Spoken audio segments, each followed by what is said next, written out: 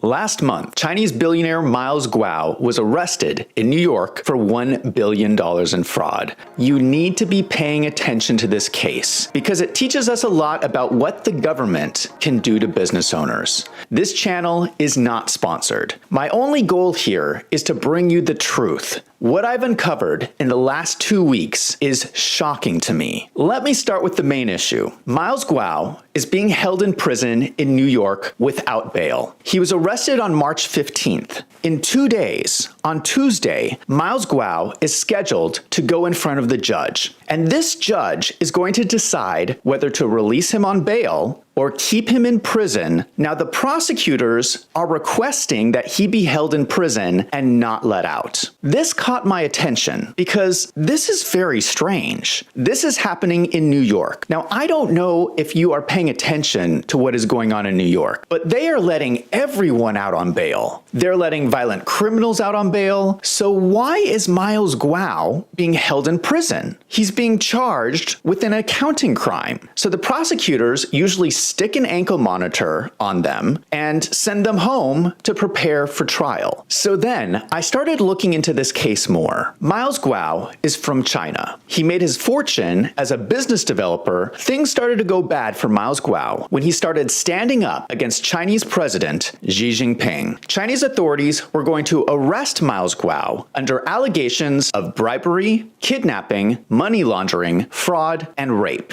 Now, if you know anything about the Chinese Communist Party, or the CCP, it is likely that all these charges are made up. The way the CCP deals with people who speak out is the CCP makes up false charges against them, throws them in jail, and you never hear from them again. Miles Guo fled the country in 2014. He has been living in the United States in exile for the last 9 years. He has been labeled as a right-wing conservative because he knows Steve Bannon and has funded several conservative causes. But if you look at Miles Guo's social media, he doesn't talk about right-wing conservative topics. His issue has always been corruption in China. That brings us to the current case for $1 billion in fraud. The fraud case itself is very strange. Here's the typical life cycle of a fraud case. There is some deception of a business person against investors. A good example of this is the FTX fraud case. FTX recently declared bankruptcy. Millions of people have lost their money. Sam Bankman-Fried was arrested for fraud. Miles Guo's case does not follow the same pattern. Miles Guo's businesses were not failing. The only reason the businesses were shut down is because the SEC came in and froze all of his assets. The SEC shut the businesses down. Second, there are no angry investors. I could not find any. I posted a thread on Twitter about Miles Guo's case. I received a flood of messages from investors, but these investors were not angry with Miles Guo. They were telling me that Miles Guo was innocent. This is very strange behavior by investors in a fraud case. Compare this to FTX. There are so many angry FTX investors. So I kept looking, and I did find 4 investors, but they were also very strange. For the first one, there is a video of one investor who filed a complaint with the SEC and FBI against Miles Guo. In the video, this investor gives a speech where he takes back his complaint and confesses that he was forced to make a false report by the Chinese Communist Party. So this investor is now in support of Miles Guo. For the other 3, I found 3 investors that filed a civil lawsuit against Miles Guo in Arizona. These 3 people have a total investment of $160,000. In the lawsuit, they are claiming Miles Guo committed fraud by making false statements, and they want their money back. Their general argument is that they gave their money to Miles, the SEC froze the assets, so Miles did not fulfill his promises. There's a couple of strange things about this lawsuit. There's only 3 investors. Out of $487 million of investment, only $160,000 are complaining. That only 0.03% of all investors, that is incredible. This Arizona lawsuit gives more details on the timeline of events. SEC started stepping in and freezing bank accounts as early as August 2020. By the end of 2020, Miles Guo was already telling investors of his deal with the SEC to refund the investors their money. So these investors filed this lawsuit on June 21st, 2021, already knowing that they were going to get their money back. They already knew that the SEC had their money, not Miles. It's very strange that they would even file this lawsuit. It's going to cost them more money in legal fees than they're going to get back from their investment, which they were already getting back without the lawsuit. It makes no sense that someone would file this lawsuit. Is it possible that these three investors are being forced to file this lawsuit by the Chinese Communist Party, just like the other investor who already confessed? It seems like this is a fraud case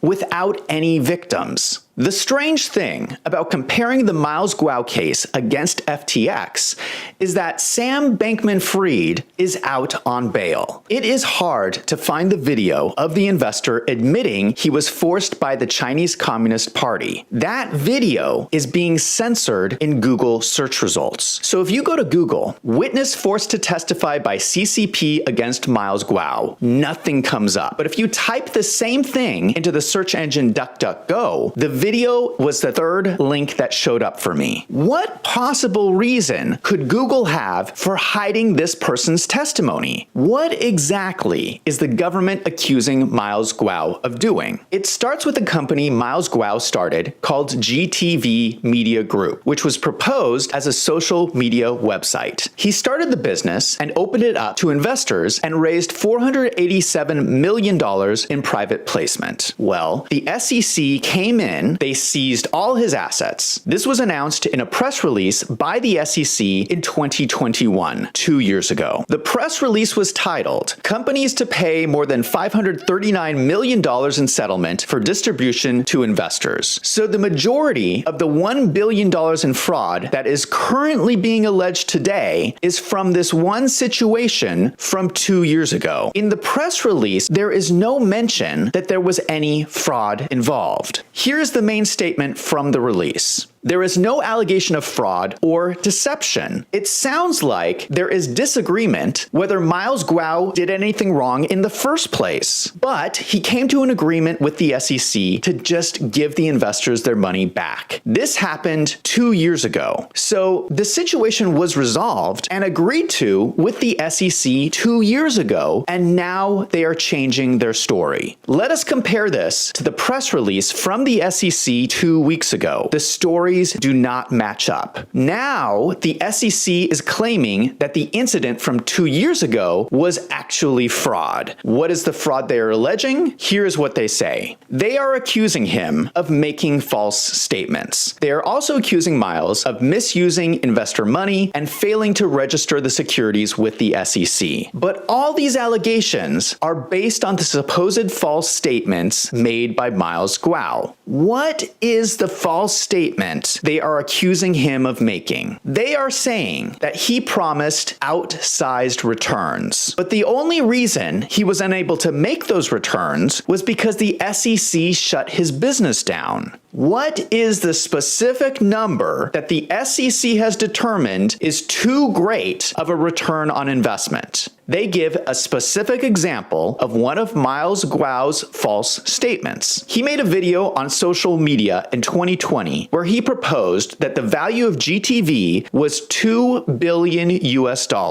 They then provide the explanation that this statement could not have been true because GTV was a new business that generated no revenue. I find the government's statement in the indictment ridiculous on its face. Anyone in business knows that technology startups achieve high valuations all the time, even with no revenue. In addition, Miles Guo had done his due diligence. Miles Guo raised $487 million. Let us assume he's going to build his company over 10 years and then sell it for $2 billion. Now, to achieve that result, he would have to grow his business 15% each year. That's not unheard of for a technology startup. So what the SEC is saying in this press release is that if an American company has a business plan where they are predicting they are going to grow 15% a year, the SEC is going to step in and shut your business down because you are being too aggressive. I am shocked that the SEC has the legal authority to do this. It all comes back to whether this is a false statement by Miles Guo. Unfortunately, we will never know because the SEC shut the business down. What are the other charges? If we look at the DOJ press release, there are 12 different charges. Charge 2, wire fraud, and charge 3, securities fraud, are the two related to the private placement that I've already discussed. The other ones relate to Miles Guo's other businesses, including exclusive membership clubs called G Clubs and a cryptocurrency called the H Coin. So when you look through the charges for all his online businesses, they basically all come down to the allegation that Miles Guo was making false statements. But in every case, the SEC comes in and freezes the assets before the business